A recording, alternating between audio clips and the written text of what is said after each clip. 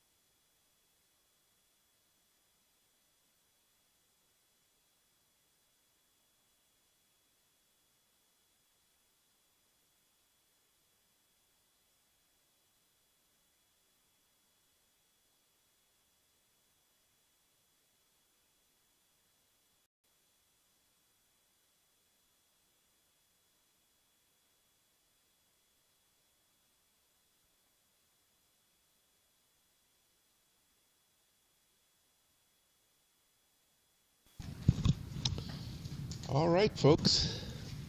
Thanks for making it out in the cold, and I'm here to help. What questions have you got to get ready for this test on tomorrow morning? Yeah, bright and early, 8 a.m. You know, the good news is the weather forecasts have taken a turn for the better. I don't think we have to worry too much about storms and such. But how do you like the room? Pretty cushy, huh? I was saying this is the very first class I ever taught at Wright State was in this room. And I'll tell you, back then, that was a long time ago, like 93, 94, something like that. But back then, I think there were more seats. But, you know, I know the walls haven't changed. I think it might be that I was just more intimidated by large numbers of students at that time, because I remember walking in and taking that sort of secret access thing down to the front of the room, looking out from behind the curtain like, oh my gosh, that's a lot of people. Now, older and wiser doesn't mean that much to me anymore. But anyway, so I'm trying to break the ice here. You guys got questions for me? Shout them out. Raise a hand. How can I help you? I think question, yes. The definition of these types of RNA, the ones that are going in. Sure. So the question is, what's up with all the different kinds of RNA? My paraphrasing of it. So, on some of the old exams, you'll see I give you 5 choices of different kinds of RNA, and I made it a point to at least mention each of those 5 times during the course of the lectures, so that question could be relevant. In no particular order, I'll try and rattle them off, and if I miss one, let me know. So, messenger RNA, mRNA, M for messenger. That's what it is that ribosomes translate. And so in the case of prokaryotes, that is the same thing as the primary transcript. Again, meaning that as the RNA polymerase is transcribing, ribosomes are right behind it, translating that messenger RNA into a protein. In the case of eukaryotes, the messenger RNA is still what it is that the ribosomes are translating, but it's the processed version of the RNA that gets out into the cytoplasm. Because in eukaryotes, transcription and translation are separate, and translation's only happening in the cytoplasm. When an RNA molecule that ribosomes are going to pay attention to is out in the cytoplasm, that's when we call it a messenger RNA, because at that point we know that all the processing is complete. And so that begs the question then, what do you call the RNA inside of a eukaryote before the processing is complete? And that is an HN RNA, or a heterogeneous RNA. You could also call it the primary transcript of the RNA polymerase, but the HN RNA may not even have been completely transcribed yet. The RNA polymerase may still be chugging along, or it may have released it, but it's going to include some things that won't make its way out into the cytoplasm, or won't make their way out into the cytoplasm. So things like unspliced introns will still be present, and things like the nucleotide sequences beyond the polyadenylation signal might still be present, meaning that splicing and polyadenylation may not have occurred yet. So it's the unprocessed primary transcript in a eukaryote. When the processing is complete and that RNA gets exported into the cytoplasm, we don't call it an HN RNA anymore. Now it's a messenger RNA, or an mRNA. Then the other three, and there are more, actually, but among the other three are things like ribosomal RNA. So ribosomes are made of a large subunit and a small subunit in both prokaryotes and eukaryotes. In both prokaryotes and eukaryotes, inside of both of those large and small subunits are RNA molecules. And it's not a trivial amount of RNA. In the old days, like when I was taking freshman biology, that ribosomal RNA was described as a scaffolding around which proteins were assembled. Well, you know, as people are looking more carefully at this, they're seeing that the ribosomal RNA actually accounts for more mass of a ribosome than those proteins do. And so there are a lot of implications that there's a functional significance beyond just providing a place that those ribosomal proteins can sit on. But so that's a ribosomal RNA, 2 or 3 different kinds, 2 in the large subunit, 1 in the small subunit for both prokaryotes and eukaryotes. You don't need to know those kind of details, just the fact that, oh, this is the RNA that's intrinsic to the structure of ribosomes. And then tRNA. I spent a good 15 minutes talking with you guys about tRNAs, as I recall. They've got that sort of classic image of a cruciform structure that no one in the class confessed to ever having seen before. I showed it to you. So I don't know if the word classic really applies, but nonetheless, they have an iconic image, at least to those who've been exposed to molecular biology. But the deal with a tRNA is those are the things that bring amino acids to the ribosomes, and they have an anticodon loop that base pairs specifically with the triplet codons as a messenger RNA is being translated. So each tRNA will have a specific anticodon. Depending upon which tRNA and which anticodon it has, a particular amino acid will be attached at its other end. So those are tRNAs. And then I think the 5th on the list is probably snRNA. Those are small nuclear RNAs. Those play important roles in splicing. They're intrinsic components to spliceosomes. I think that's probably enough detail about snRNAs for the purposes of this class. There are many other kinds of RNA that molecular biologists talk about. SNO RNAs, SNO, small nucleolar, so their location is limited to the nucleolus. There are silencing RNAs, siRNAs, antisense RNAs, so there's a whole bunch of others, and they each get their own little 2-letter or 1-letter lead up. But those are the 5 big ones and that are at least relatively important for a class like this. I'm still fighting that laryngitis I got just before Thanksgiving. How about that? Yes? There was a question on one of the tests, and it's talking about, it says, which of the following is a correct description of the 3' end of the DNA strand? And it was the 3' hydroxyl group is not attached to anything but a small sugar. And I was a little confused because I thought that, like, that's where it's not attached. The 3' end. You know, I have a vague recollection of somebody showing me a question like the one you're reading and saying, oh yeah, that was wrong. But I don't think I don't think you're reading to me from the one that's wrong. So I tell you what, let me just work through it and we can maybe figure it out together. So ribose is a 5-carbon sugar. You can start with an oxygen up there as I draw it out.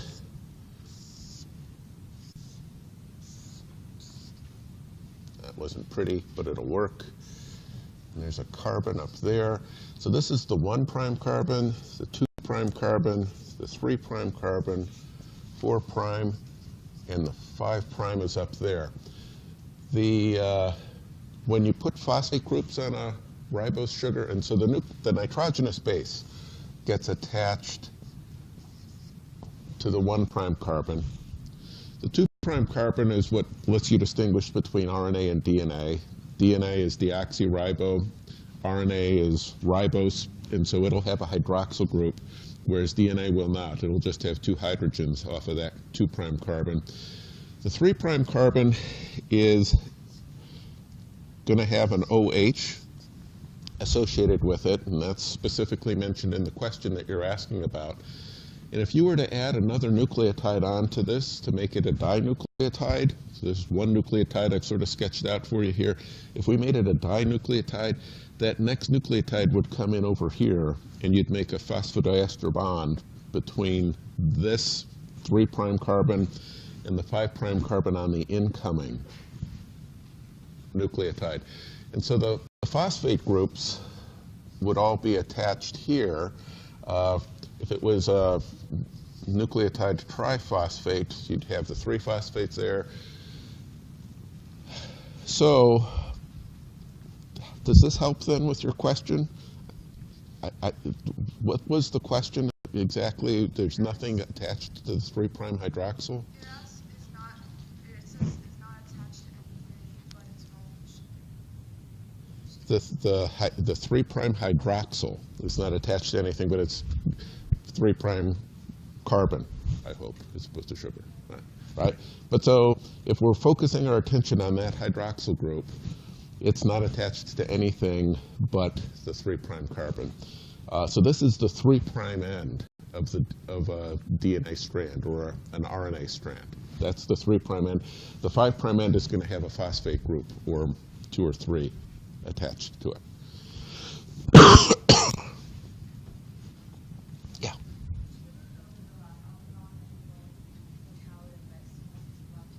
Sure. I love talking about the lac operon. You sure you want me to talk about the lac operon? This could go for a while. All right.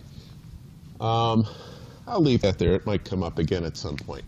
But so for the lactose operon, here's the lay of the land. All right. You've got a promoter. You've got an operator.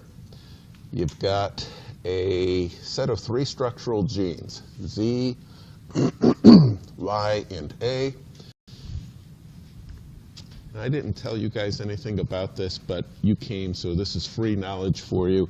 At the end of the whole thing, there's a lowercase t. That's an intrinsic terminator, something that tells the RNA polymerases to stop transcription. But again, I didn't talk about that in your class, so don't worry about that detail for the test. So, again, focusing on the lay of the land here.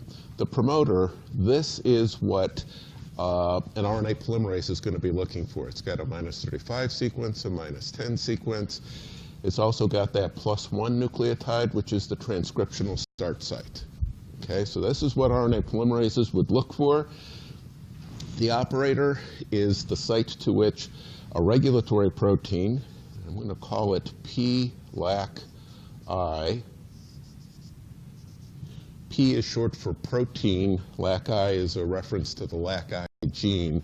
So the shorthand notation here, I'm not doing it just for today. This is by convention. This means the protein product of the LAC-I gene. The way we talked about it in class, this is the LAC repressor. Okay? So the LAC repressor either binds to the operator or not, depending upon the presence or absence of lactose. And I thought I was clever when I described it to you in lecture. The LAC repressor is being a two-trick pony. One of its tricks is it can bind to the operator, the specific nucleotide sequence of the lactose operant, or it can bind to lactose. But it can't do both tricks at the same time. So if lactose is present, P-LAC-I comes off of the operator, and that allows RNA polymerases to transcribe through and get RNA copies of the 3 structural genes. If lactose levels are low, though, P-LAC-I won't be binding to lactose. Instead, it'll bind to the operator, and it sets up a roadblock that effectively prevents the RNA polymerase from moving off of the promoter.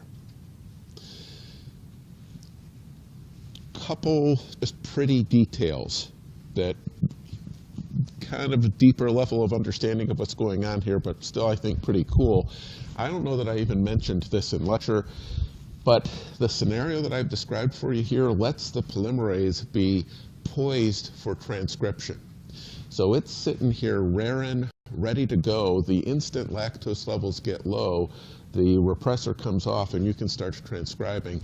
You don't even have to wait the couple seconds or maybe a minute that it would take for a RNA polymerase to scan along and look for the promoter. It's primed, it's ready to go, poised for transcription. That's cool.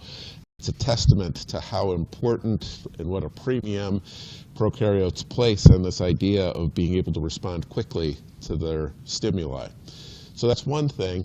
The other thing, and I did talk about this at some length, is that that promoter is not a very good promoter. And in fact, you'll hear molecular biologists, after they've been talking about this for a while, they use a technical term. They say that promoter sucks. It's not a very good match to what it is that an RNA polymerase is looking for in terms of those 13 or so nucleotide sequence that it likes to see. It's such a bad promoter, in fact, that RNA polymerases are very unlikely to hang out or be attracted by it unless another protein is present. And that other protein does like this promoter. That's cyclic AMP receptor protein, CRP. When cyclic AMP receptor protein is there, then RNA polymerase can look at that promoter, or is interested in that promoter. Cyclic AMP receptor protein provides a link to glucose levels in the cell. When glucose levels are high, there isn't much cyclic AMP receptor protein binding to that promoter. When glucose levels are low, that's when cyclic AMP levels increase, and thereby cyclic AMP receptor protein finds it and then finds that promoter and initiates transcription. And so that's an example of positive regulation. When cyclic AMP receptor protein comes to that party, it's helping RNA polymerase transcribe. It's an upper positive regulation. The LAC repressor protein, P-LAC-I, is sort of the classic example of negative regulation. When it's binding to DNA, it's a downer. It reduces the levels of expression of the lactose operant. It reduces the levels of activity of RNA polymerase. Okay?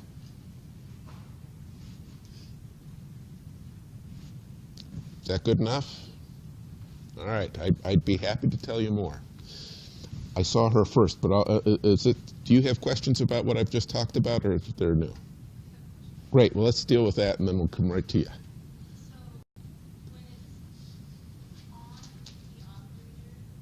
The it being the LAC repressor protein. Yeah, P-LAC-I is the thing that would be on the operator. Okay.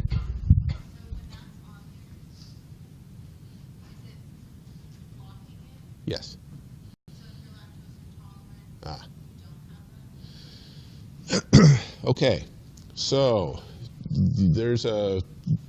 you've kind of pivoted on me here with that question. So in bacteria, in prokaryotes, the regulation of the lactose operon works out like this. So PLAC-I binds to the operator when lactose levels are low. Yes. In humans, when you're talking about lactose intolerance, what's actually going on for lactose intolerance is that a human who's lactose intolerant doesn't / cannot metabolize lactose. And so it stays in their intestines, and bacteria like E. coli use it as an energy source, and they produce carbon dioxide gas, there's bloating, there's smell, diarrhea, all the rest of the stuff that comes when you give a person who's lactose intolerant a dairy product, which has a lot of lactose in it. All right?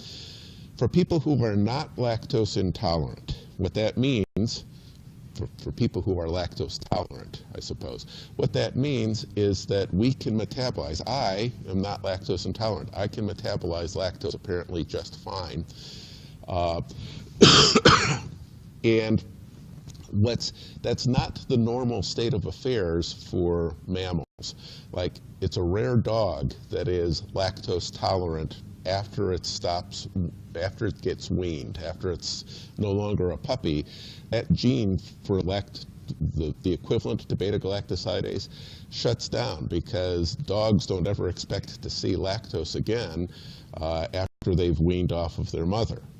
Right? So the normal state of affair for a mammal, I'm a mammal, you're a mammal, dogs are mammals, cats are mammals, the list goes on, is after you've reached a certain stage in your life, you stop expressing those genes. And so a repressor comes along and shuts that off. People who are lactose tolerant actually have a mutation that, and it's a double mutation. They have two copies of the mutation, one to their mother's version of the gene, one to their father's version of the gene, that prevents them from turning off the lactose operon later in life, the way that we had done before the advent of dairy farming, about 15,000 years ago. All right? Probably a lot more to an answer than you wanted, but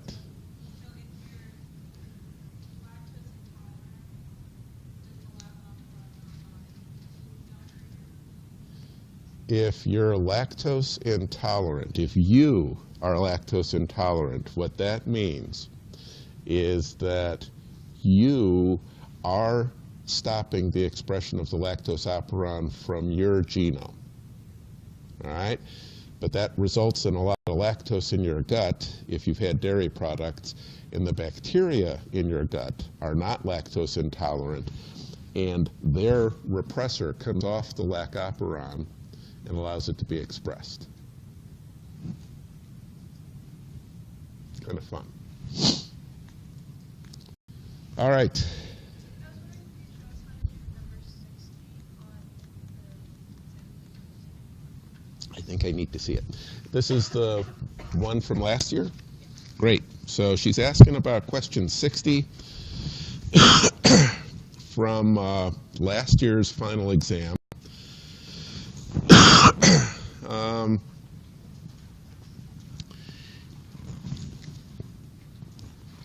And it's a multiple choice question. So I'm going to kind of cop out on you here, and I'll tell you that what we're looking at, and the math works out pretty easily. So we've got an F2 generation where there are 50 green smooth plants, 30 yellow wrinkled plants, 10 green wrinkled plants, and 10 yellow smooth plants. The total number of progeny in the F2 generation is 50 plus 30 plus 10 plus 10. Somebody was looking up for you, and it adds up to 100. So the denominator is going to be 100. The numerator for the recombination frequency now needs to be the number of recombinant individuals. And so there are two kinds of recombinant individuals in this question, the 10 green wrinkled plants and the 10 yellow smooth plants. 10 plus 10 is 20. that's my numerator. Those are the number of recombinant individuals. They don't look like either the mother, they don't look like either the grandmother or the grandfather that gave rise to this lineage. And so 10 plus 10 divided by 100 is 20.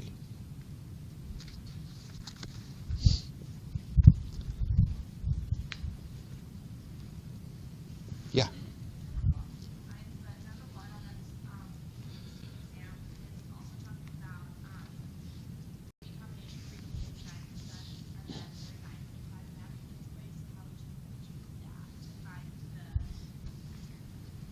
I'm coming. Yeah. I sent somebody an email yesterday afternoon, and then I saw them like an hour later, and they said, gee, you know, I got your email, but I've been busy and I haven't had a chance to read it. And I said to them, yeah, I know, a lot of words, right? And I think the same thing could be said about most of these exam questions. Like, really, you have to read the whole thing? It turns out it's going to come in handy for you tomorrow. So her question's about number 1, also from last year's final exam. And we're talking here about some work that Thomas Hunt Morgan did. He found out that cinnabar and black body recombine with a frequency of 9%. Cinnabar was also 9.5 map units from the gene for vestigial wings. And the question is, what can you conclude about the genes for black body color and vestigial wings? So I'll tell you, just kind of facetiously almost, these are the things that come to mind. What could I conclude about those genes? At a first pass, I can conclude these genes are on the same chromosome. I don't think that's a particularly sophisticated conclusion, but that may be all that I'm gunning for on this particular question. We'll find out if that's among our choices. But I know they're on the same chromosome because cinnabar and black body are clearly on the same chromosome. They have a recombination frequency that's less than 50%. And cinnabar and vestigial wings are also clearly on the same chromosome. So vestigial wings, cinnabar, and black body color all have to be on that same chromosome. It's a tautology almost. But I'm afraid that that's not going to be one of my choices. Let's see if it's one of my choices. Because if it's not one of my choices, I have to think a little bit deeper, not that much deeper. But the first choice is the genes are on different chromosomes. That's wrong. I'm moving on. They recombine with a frequency of either 0.5% or 18.5%. And I'm talking specifically about cinnabar and vestigial wings. And I can tell you that's going to be the right answer. Right? They're on the same chromosome, and I know that's the right answer, and I can talk with you about it, but let's explore why these others are bad. See, the two genes have an epistatic or pleiotropic relationship. Those are words we kicked out into class, epistatic and pleiotropic, but I don't see how it's at all relevant to what's going on here. Pleiotropic, a single gene's affecting multiple characteristics. There's no whiff of that going on here. Epistatic, one gene's affecting the expression of another. Gee, if that's the case, that didn't come at all from what was provided as part of the question. D is body color and wing size must be determined by a single gene. Well, that sounds kind of crazy because I'm hearing that there are separate genes for each of these three things. I'm not too keen on D. And then E, the vestigial wing gene must be located closer to a centromere. Well, that's just out of nowhere. You know, that centromere is, okay, I know what a centromere is, but I have no basis for telling which of these three genes might be close to a centromere. That's just a sucker, plausible answer. That's for somebody who has absolutely no idea what the right choice is. They might gravitate to that one just by guessing. But here, B is the right answer. They recombine with a frequency of either 0.5% or 18.5%. And so we got three genes. I got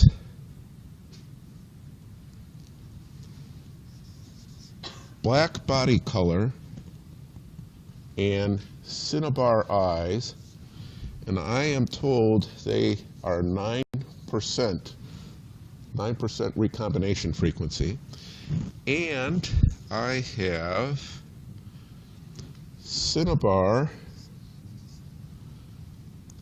is 9.5 from vestigial wings. But I don't know if it's 9.5 in that direction or 9.5 in this direction from the information that's been provided here. And so it could be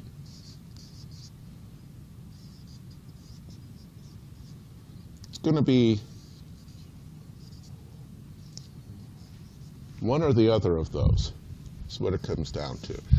If it's 9.5 to the left, then vestigial and black body color should be about a half a recombination unit apart. If it's 9.5 to the right, then it's 9 plus 9.5 or 18.5, and hence B. Sure.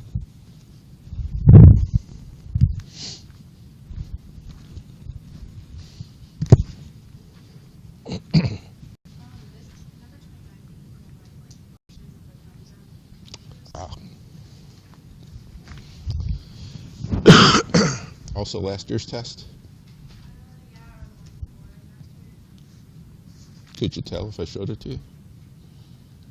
Nah, don't bother. It's okay. It's probably the same question anyway. Okay, so this is question 29, either off of last year's test or some other. Okay? And it's about the HFR mapping of genes on E. coli's chromosomes. So what you get is a set of 5 HFR gene transfer orders. And I'm just going to start with the first one, just because it's at the top of the list. I have a suspicion it's probably not the best one to start with, but you could start anywhere and we'll make do with what we do. So I know from one HFR strain that E. coli's got some genes on its chromosome that are in this order.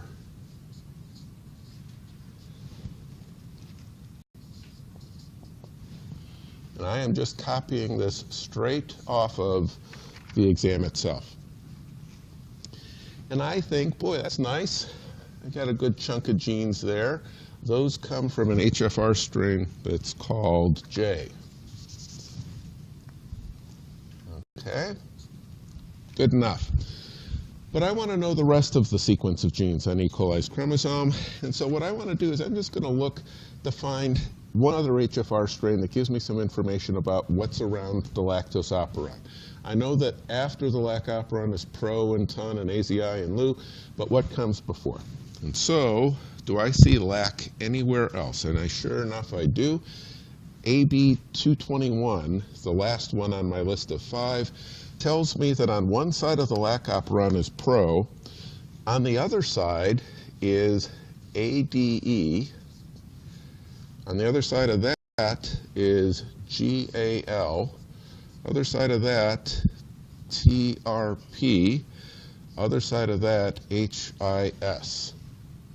And so if you're wondering what's going on here, what must have happened is that when the JF plasmid inserted into the JHFR chromosome, it was pointing one direction, and when the AB221 F plasmid inserted into its bacterial chromosome, it's pointing in the other direction.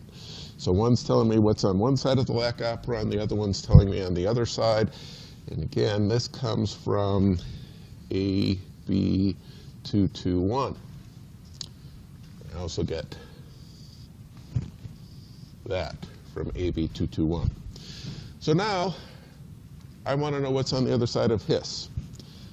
I know on one side is TRIP, but what's on the other side of HIS? I'm just looking through the list here.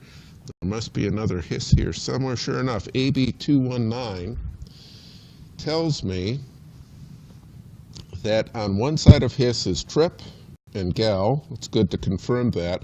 But on the other side is STR,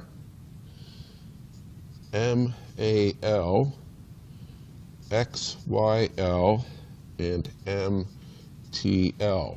And so this comes from AB219. All right, so what's on the other side of MTL? And the other side of MTL. The other side of MTL, strain K gives me some information. On one side is ILE, on the other side is XYL. Here's XYL, MAL, STR. So I need to know that this is ILE. Then I got MET. And I've got THI.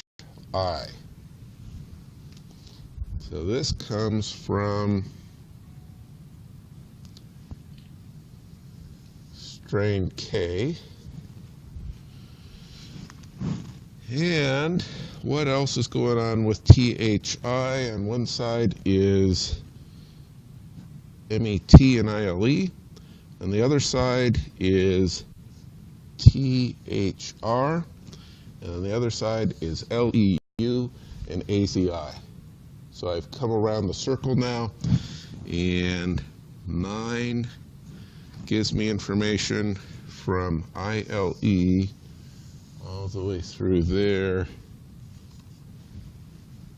And so the hard work is done. I think at this point we've mapped the whole circle of E. coli's genome. And the trick now is just of the 5 choices that you've been given, which one of those is consistent with one of the orders of genes that you see on that circle. 4 of them won't be, 1 of them will be.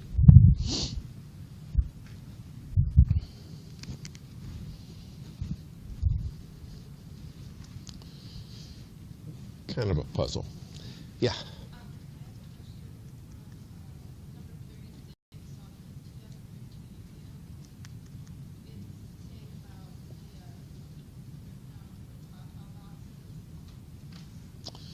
What about Tata boxes?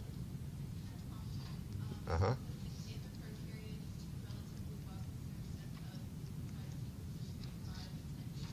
Yeah.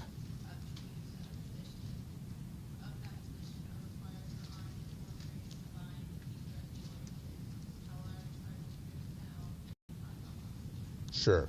So, did you say question 36 off of 2013's exam?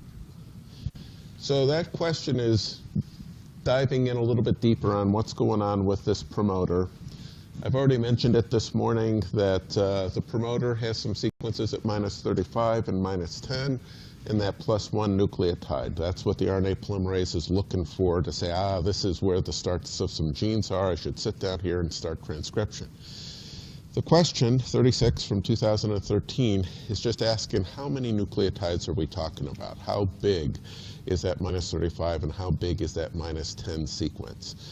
In lecture I mentioned they're 6 long each. They're each 6 long. I tried to make it relevant by reminding you that that's a total of about 13 nucleotides. That's about how many nucleotides you would need to look at to be able to be confident that you didn't stumble upon it by chance. If a promoter was simply the nucleotide A, if that's all it took to get the attention of an RNA polymerase, literally every 4th nucleotide you'd start to initiate transcription because there are 4 nucleotides, so it's got to be bigger than 1. There would be, if E. coli's genome is 3 million nucleotides long, okay, let's just make the math easy. If it's 4 million nucleotides long and every 4th nucleotide is a promoter, you're going to have 1 million promoters. That can't work. There aren't 1 million genes. All right? If it's 2 nucleotides long, it's going to be stopping every 16th nucleotide pair. Still too small. It's only when you get up to around 12 or 13 that you're at a level where you can be confident that that's not a sequence that just happened by chance. That really is something special. It's one of a kind. That's got to be the promoter for a gene. Right? And so again, it just boils down to each of those are 6 nucleotides long. It's also consistent with something I mentioned in the lectures about how it is that DNA binding proteins go about recognizing sequences. They lay an alpha helix across one of the major grooves. And if you look at a major groove and you count the number of nucleotides, you can see it's 5 or 6. So that's mechanically also what's going on. Or you could just memorize 6, and you're all set.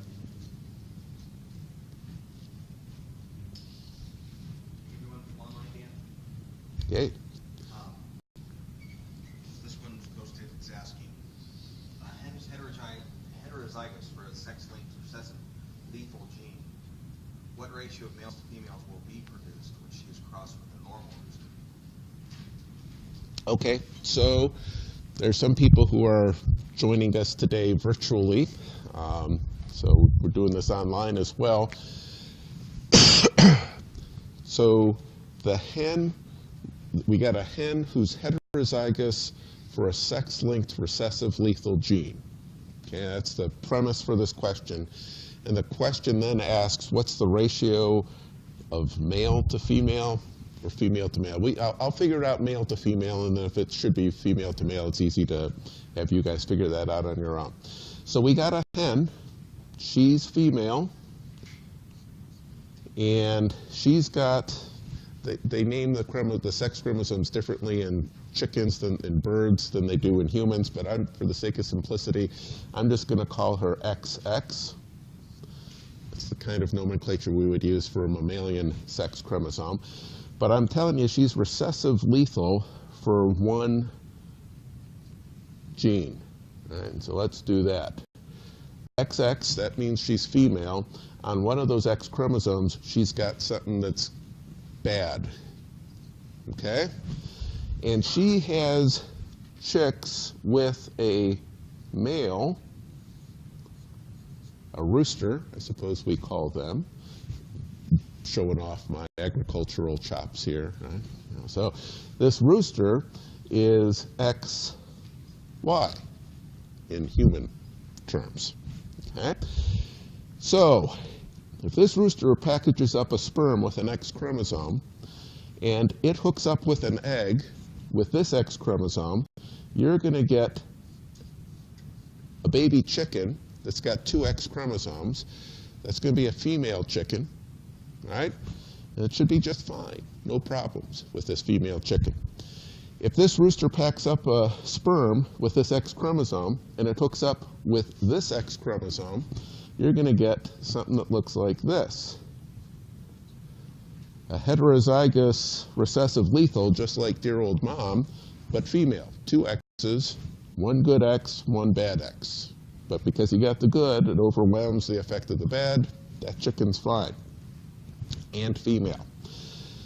You package up this Y in a sperm, and you hook it up with this X, and you get yourself an XY. That looks an awful lot like the dad, right? One X, one Y, so it's male. It's a good X, no problems with that X, so he's fine.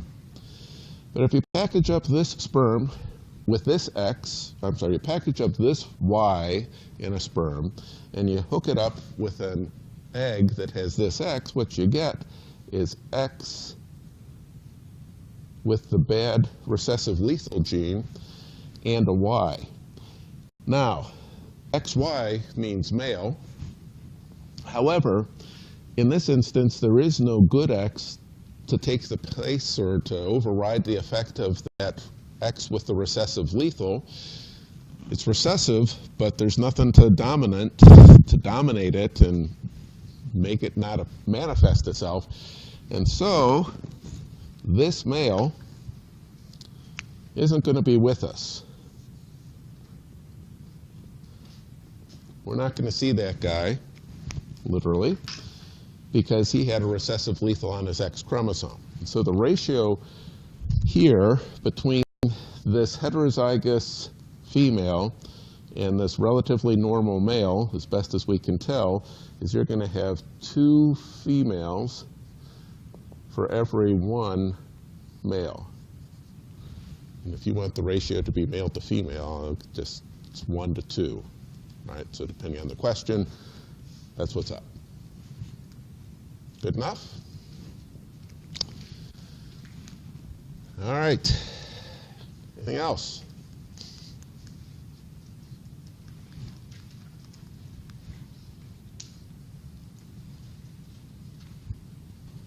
Yeah.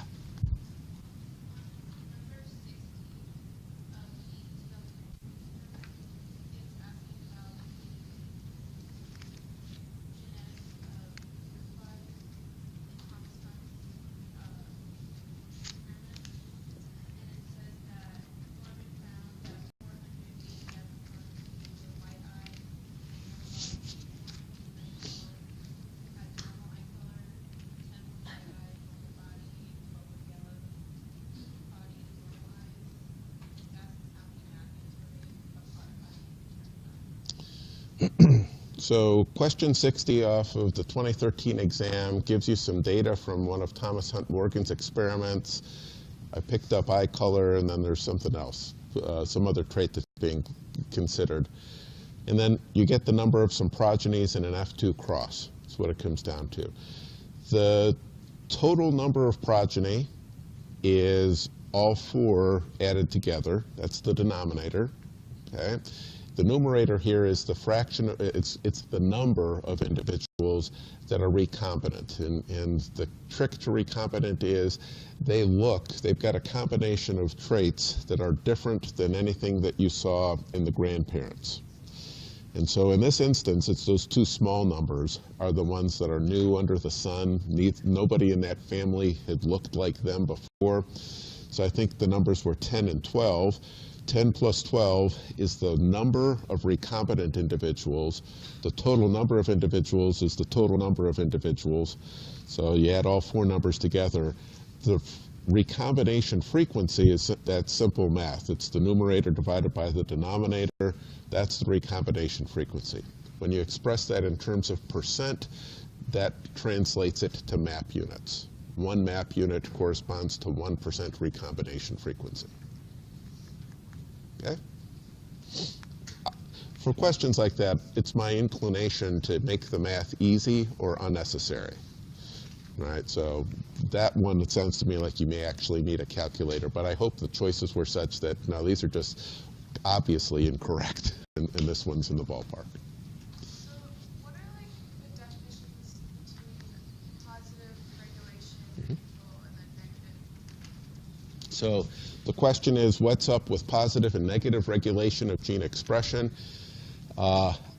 You asked for a definition. I'm going to tell you straight up the definition, no long-winded story. Positive regulators are proteins that, when they bind, help RNA polymerase cause a gene to be expressed. Negative regulators are proteins that, when they bind, make it hard or harder for a gene to be expressed. The LAC repressor and the TRP repressor are negative regulators. Cyclic AMP receptor protein is a positive regulator. Sure.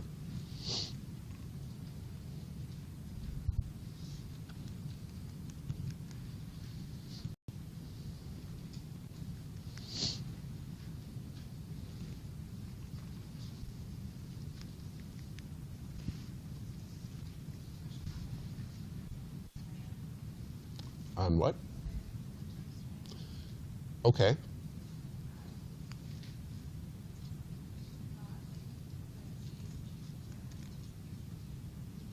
Okay. So she's asking about complementary strands.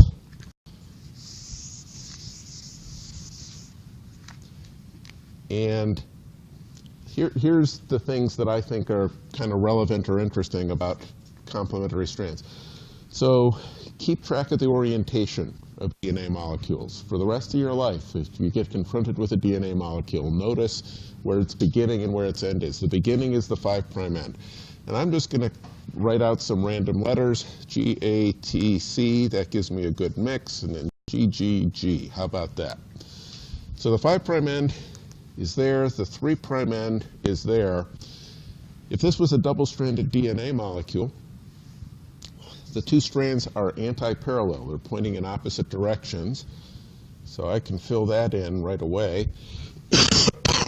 And the nucleotides are complementary to each other. So for a G, there's a C. For an A, there's a T. T, there's an A, C, G, and then C, C, C. All right? So we've got a double-stranded DNA molecule. Now, if you're wondering, if you feel like there's a question that's confusing you, I'll bet what happened is this, is that you lost track of the 5' and 3' bit. And so if I were to ask you which of these is complementary to this, you know, one of the answers I'll probably, if I want to trip you up, and that's kind of my job in these tests, is to find ways to trick you, right? One of the things I might do is how about You know, I can, how about, well, just this, right?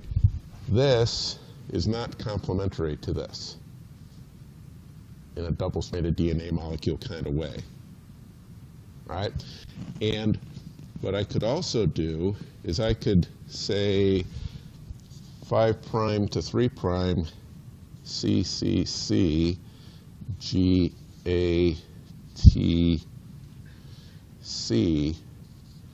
3'. I could leave this off of the list of choices and give you this. And this is, in fact, complementary to this. Because notice what I've done is I just took this and I wrote it up here, but now 5' to 3' is 5' to 3' that way. So this is actually complementary to that. It's, again, the orientations of that 5' and 3' that I think are probably the biggest trick to that question.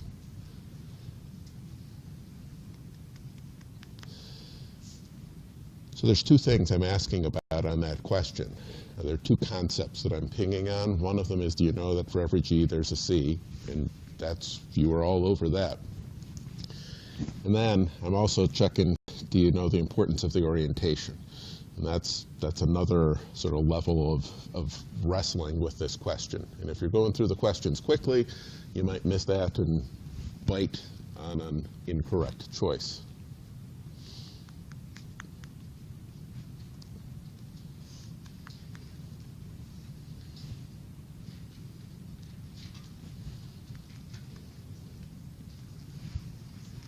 $45?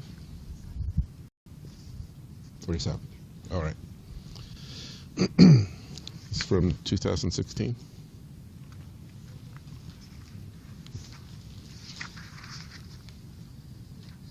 Great. All right. So number 47 from last year's test is what this question's about. Talking with you about the restriction enzyme HEPA2. Give you its recognition site. It's 4 nucleotides long. I tell you the human genome is 3 billion nucleotides long. Into how many pieces would you cut the human genome if you turned HEPA2 loose on it? So, the way you figure this out,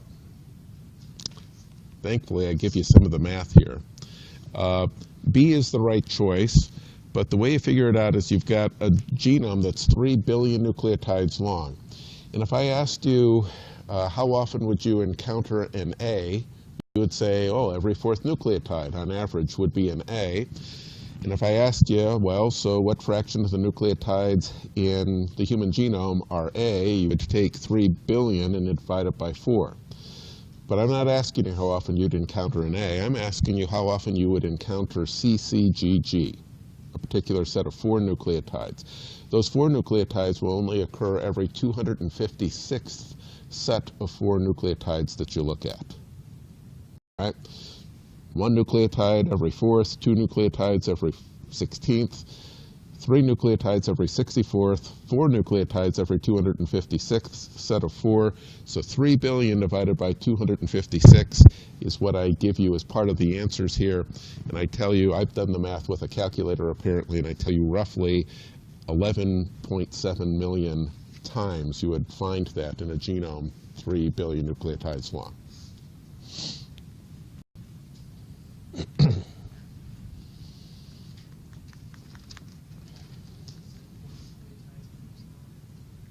What's that? Every 256 sets of 4. You can make 256 different combinations for nucleotides. Yeah, it's binary kind of numbers.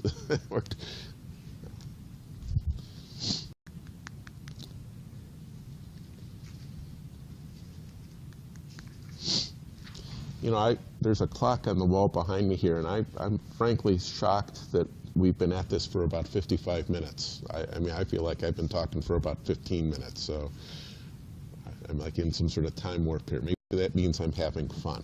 It probably means I'm giving you much longer answers than you care to hear, but. Patrick, a really quick one from online. Sure. Is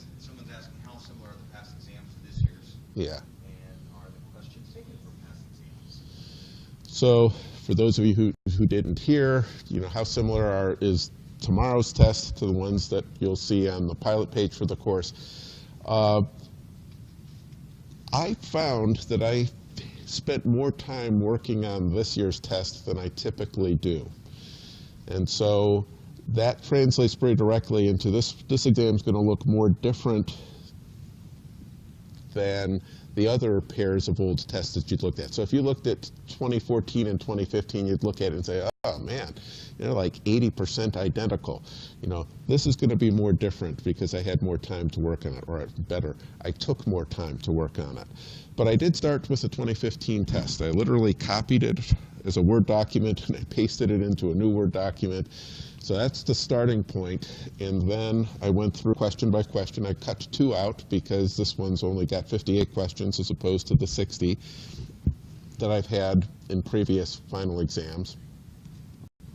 It's that pre-quiz that you guys took before the semester really started that accounts for that difference. And then I tried, if there were things that I thought I spent more time talking about this year than other years, I tried to have the emphasis of the tests be more on those sorts of things. And when push came to shove and I had to finish the whole thing up and I was still not happy with some questions, then I took questions out from the 2015 test and I tried to find suitable substitutes or plausibly good ones from old tests. And so for some of these, like you guys have been asking me some questions from old tests, I look at them and think, oh, I liked that question. I should use that question again sometime. That's where a lot of the new questions came from. So, short answer, I think the previous exams will be a really good guide for you about what you'll be seeing tomorrow. I think it's a fair test. There's, if you look at the old tests, you'll be well prepared. I'm hoping that when you guys are looking at the old tests, I know how this goes, right? When you're looking at the old tests, your first pass through the old test is like, what's on this test, right? And what was the right answer the last time it was on this test? Because that conceivably will save me some time when I see it tomorrow. Got it. But if you scratch a little deeper, I hope what you'll do is you'll start looking at multiple tests and you'll say, hey, this question comes up every year. I think this question's going to be on tomorrow's test. I better make sure I know what's going on. And is it always the same answer? Obviously, I think that's the way this should be done. And then what's going to start to happen is you start looking at multiple tests. You'll say, hey, this question came up 2 or 3 times, but I thought B was the right answer, and yet here it's D. What's going on? Clearly, and then I know exactly what happens. Clearly, there's a mistake with the answer key, to which I categorically tell you the answer keys that you guys are seeing are correct. Right? There have been literally hundreds of people who have looked for mistakes in those answer keys very aggressively over the years because it's having an effect on their grades. You can imagine. These are very carefully vetted answer keys at this point, now that many people have looked at them. If there are mistakes on those answer keys, I think they've been caught years ago. So, the answer key's right. You'll just have to accept that. And what that means then is look back and see if you can figure out what's different between those 2 questions. Did the answers change? Did the questions change? Did the order of the answers change? Why is it that B was right one time and D was right the other time? And when you start to figure that out, why it is that B was right once and D was right the other time, when you figure that out, there's like a light bulb that comes on, I imagine. There's like a thunderclap, because now you know what I'm asking about in the question, and you can take it to another level. You can say, how could I make C the right choice? Right? What change do I have to make to this question or to the answers to make D incorrect and C correct? Right? That's when you know you got this stuff down. And I think you can just go to bed at that point, put it to rest. You know what's going on. If you're at that level of looking at those old tests, you got nothing to worry about.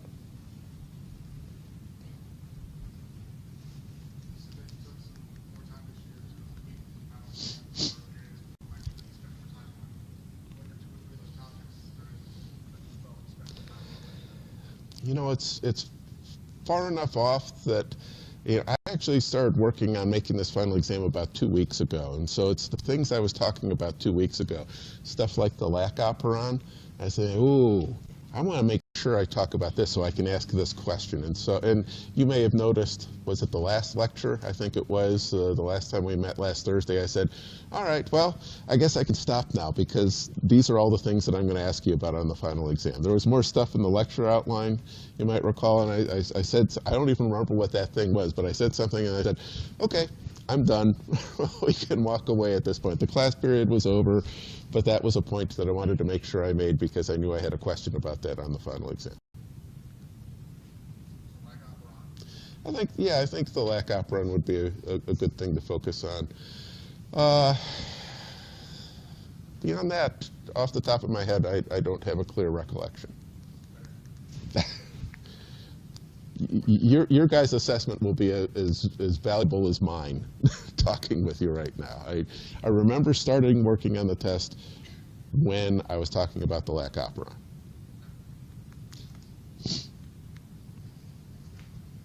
Yeah. This is a more specific question.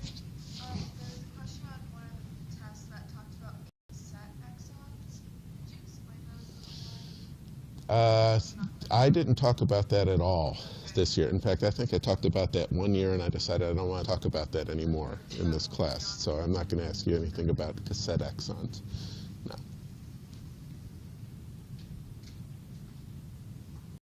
Yeah. In terms of the other material, the other exams, should we be basing it off of the previous exams, or like the previous question on the exams on the past exam, or should we be going to look more back to the other exams? It's only 8 questions, so. So you're talking about the cumulative questions. I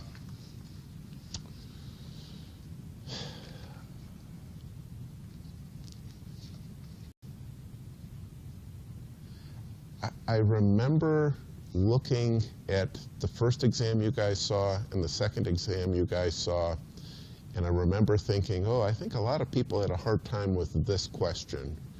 I better put it on the final exam to keep them honest. All right? Yeah, that part I don't remember. And I remember it was for 1 or 2 off of the first test and 1 or 2 off the second test. And then the rest are just like recycled old questions. Yes. Yes, indeed. I did draw some chemical structures for the cumulative part. And so there are 2 questions that have chemical structures that I put on because I remembered that people struggled with those on the first test. So yes. I don't remember those structures. But if you look at the first exam, you've got a hard copy of it, and I think there's a PDF of it on the pilot page that has those structures. That'll tell you what I'm looking for. That's not the exact same question. I had to redraw these things by hand, and I didn't have the PDF for the old exam there. I just had the blank spaces, and yeah, people struggled with that, so I'll ask it again. The exams are already printed. The ship has sailed. But if you look at the structures from the old test, that'll help you. It certainly gives you the sense of what I'm after. Yeah. Mm-hmm.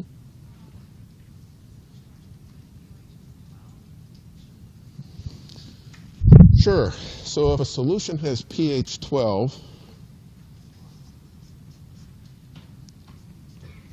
is it pH? I'll do it either way. If it's pH 12, that translates directly to a concentration of hydrogen ions of 1 times 10 to the negative 12th molar. 1 times 10 to the negative 12th moles per liter. That's what the M is, moles per liter, molarity. And it's moles per liter of hydrogen ions. If it's pH 12, I know its pOH will be 2, because pH plus pOH will always equal 14, at least for this class. And you can make solutions that follow different rules, but you need to work to make those solutions. So for typical, normal living systems, pH plus pOH equals 14. So if pH is 12, pOH must be 2, and that translates to a 1 times 10 to the negative 2 molar hydroxide ion concentration. And I think your question was, what about pOH 12? What's the pH? It's just flip those around and you're there.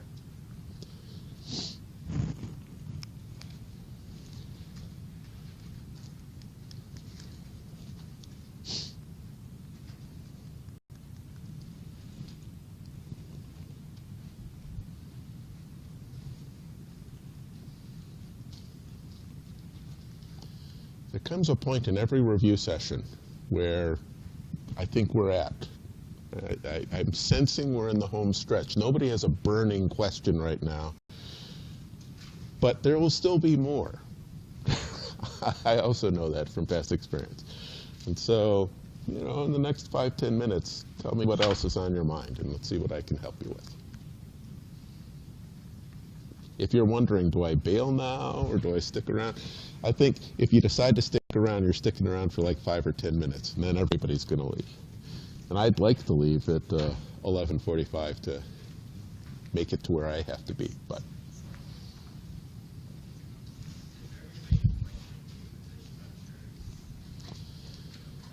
Want me to review some structures?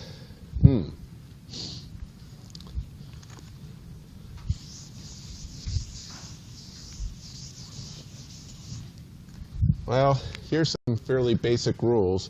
Hydrogen makes 1 covalent bond. Oxygen makes 2. Nitrogen makes 3. And carbon likes to make 4. All right? So if I show you a structure like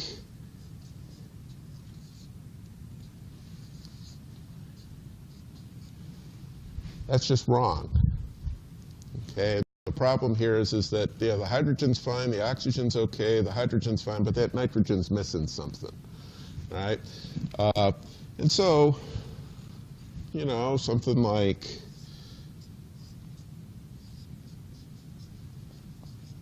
this,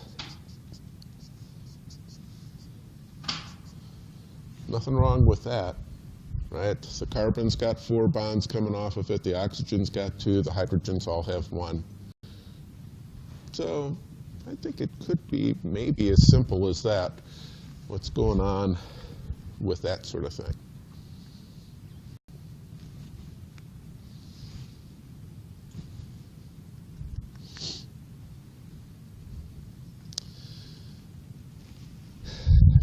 Along that line, so let's get rid of the one that's not a viable thing. Remember, hydrogens and carbons have very similar electronegativity, so they share electrons pretty equally. Oxygen is electronegative. It pulls electrons toward itself. And so the hydrogen's neutral, the oxygen's electronegative, so you're going to have electrons spending more time here than here. And the same is true for the carbon, so you're going to be pulling some electrons there. You're going to get a little separation of charge. So this is a potential place then for water to interact with it and do some hydrogen bonding. And that could make this a more water-soluble molecule. And in fact, the molecule I happen to have drawn entirely by chance, I assure you. I think we call that ethanol. Right? And ethanol is really quite water soluble. And that's why. It's kind of embarrassing that the random molecule I would draw is a drug. One of my favorite experiences as an undergraduate, I had a favorite instructor in a biochemistry class that I was taking, again as an undergraduate. Loved this guy. I've tried to model my life after him, but I remember at the end of one lecture, he was using an overhead projector. You guys may not have ever even seen an overhead projector, but at the end of, no, actually he was using chalk. It was as primitive as that. At the end of one lecture, he just took a piece of chalk and he was showing how proteins could fold up on themselves to make like a 3-dimensional structure, and he just sort of squiggled something on the board. So see, you know, just a random 3-dimensional thing. And he walks away and he's talking, and everybody in the class, like 50 people, it was a huge class, right? Like 50 people were just, I couldn't help it. Everybody was laughing. And it's like, and after like 2-3 minutes, we're getting real close to the other class. After 2-3 minutes, she says like, okay, so what's going on here? Is my fly open and you guys have just realized it? What's the deal? What's happening here? And somebody said, the protein you drew. It's like, and he says, what, is a naked woman or something? And everybody just breaks out laughing, and he turns around like, oh my gosh, this is a little too X-rated. It was like a naked woman that it just sort of randomly squiggled around. And so, whereas I draw alcohol molecules, my mentor, I suppose, draws naked women when he's left to his own devices to subliminally draw stuff. I think the alcohol is marginally more appropriate.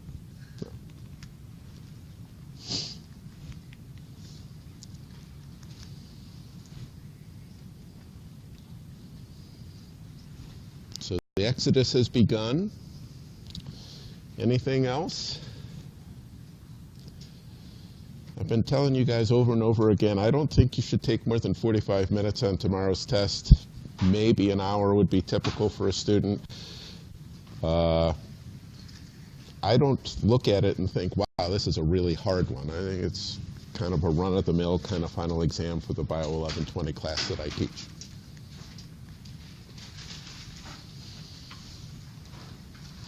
And I'm going to take this as a sign that we're done.